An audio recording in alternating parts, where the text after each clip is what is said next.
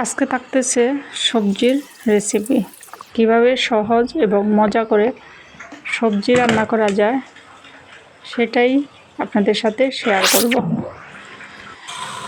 প্রথমে আমি ডালগুলা 1 কাপ ডাল নিয়ে ধুয়ে নিয়েছি এবং সবজিগুলো কেটে রেডি করে ধুয়ে পরিষ্কার করে রেডি করে নিয়েছি। কাঁচকলা, আলু, কাঁকরোল, বেগুন, হাতের কাছে পেঁপে, যত কিছু ছিল সবগুলাই কেটে নিয়েছি। দিয়ে দিয়েছি ডাল ধুয়ে, পেঁয়াজ কুচি, লবণ, লাল মরিচের গুঁড়ো 1/2 চামচ,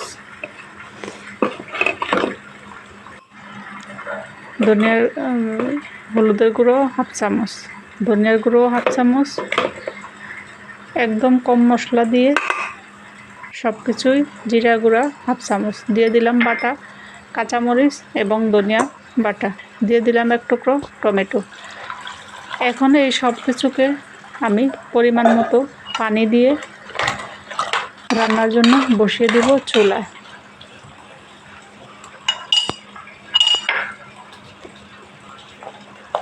দিয়ে দিব আস্তা 5-6টা কাঁচামরিচ।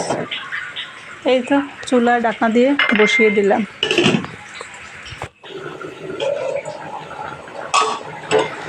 10 মিনিটের মতো রান্না করলেই এরকম সিদ্ধ হয়ে আসবে। ডালগুলোও সিদ্ধ হয়ে গিয়েছে, সবজিগুলো বেশি সময় লাগেনি সিদ্ধ হতে। এই পর্যায়ে আমি পেঁয়াজ এবং রসুন কুচি দিয়ে বাগার দেব। বাগার দিয়ে আর একটু বলক, 2টা বলক নিলেই আমার সবজি রেডি। বাগারটা আমার সুন্দর করে লাল লাল করে ভেজে নেব।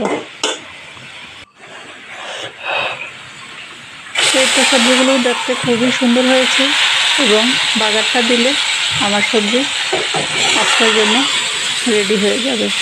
এখন 1 মুঠো ধনিয়া পাতা দিতে পারেন। ধনিয়া পাতা দিলে খুবই সেন্ট ভালো আসে এবং স্বাদটা দ্বিগুণ বেড়ে যায়।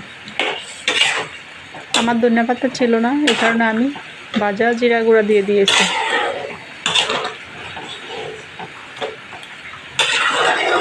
খুবই সুন্দর এবং মাখা মাখা হয়ে গিয়েছে। এই পর্যায়ে চুলার আঁচ বন্ধ করে দেব। সবাই ভালো থাকবেন।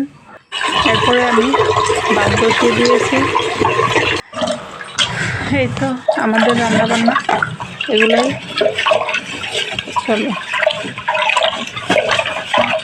সব গৃহিণীদের এটাই সংসারের কাজ, রান্না, সংসার গোছানো, ঘর গোছানো, সব কিছু মিলিয়ে আমাদের জীবন। আল্লাহ হাফেজ, ভালো থাকবেন।